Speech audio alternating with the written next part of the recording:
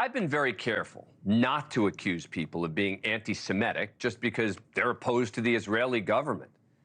But Seinfeld has not gotten particularly political, unless support for Israelis in the broadest sense is political. And so this walkout also kind of reeks of anti-Semitism.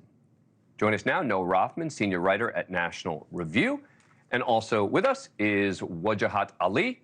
He is the columnist for the Daily Beast and author of the book, Go Back to Where You Came From. Thanks very much to both of you for coming on. Appreciate it. All right, Wajahat, let me start with you. Do you think it's unfair for me to say that this one differs from others in that it may bleed into anti-Semitism? Well, first of all, pleasure being on your show. Excellent pronunciation of my name, A+. I would like to say in this particular regards, it's 30 students. It's no big deal. Jerry Seinfeld got to give his commencement speech. They left at the beginning. And the reason why they protested Jerry Seinfeld in particular is not because he's Jewish. It's because his wife, Jessica Seinfeld, along with Bill Ackman, funded the counter-protesters at UCLA. As we know, those counter-protesters, some of them turned violent, injured several people for 2 hours, attacked the anti-war protesters for about 2 hours, and it was ugly.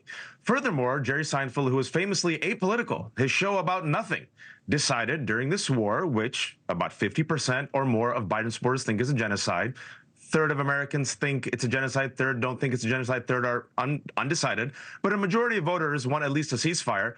He went all in and decided to support Israel. Finally, in 2018, Jerry Seinfeld took his family to the West Bank in a legal settlement for a 2-hour IDF camp in which you cosplay as an IDF soldier and get to shoot at Palestinian cutouts. For all of these reasons, this is why these students at this moment said, I don't want Jerry Seinfeld as my commencement speaker. And like you said, there's a tradition of doing this. I graduated in 2002, post-war on terror. In those days, Dan, people used to stand up and shout during speakers. They used to turn their back. At least now, his name was called. They left. And that's it. You agree, though, that there's a difference with regard to what happened at Columbia and here, right? With Columbia, they also, I disagree with your assessment. I think the heavy-handed tactics was the militarized police being unleashed on Columbia. Anywhere else you've seen, right? You see Northwestern, you see Brown, you see Wesleyan. When the faculty worked with the students, it was chill. I think it was a failure of leadership in Columbia to crush them, which emboldened this ugliness. But again, what is the option when you're taking over buildings, right? That's the difference, is that there's a takeover of a building where you got to kind of call the police in unless you just want to give up the building.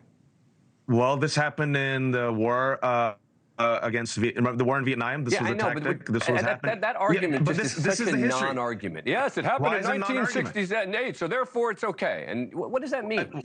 It's part and parcel of the tradition. Columbia on its own website.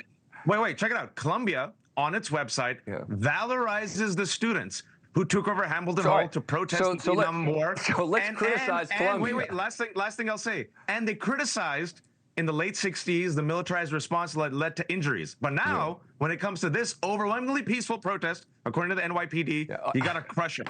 Overwhelmingly peaceful. I love that term, overwhelmingly peaceful. It's like, so there's 10% violence, and that's okay, because 90%... Where's the violence? But again, violence is breaking windows. Violence is when you're forcing police to go hands-on because you are locking arms and then blaming the police for getting violent.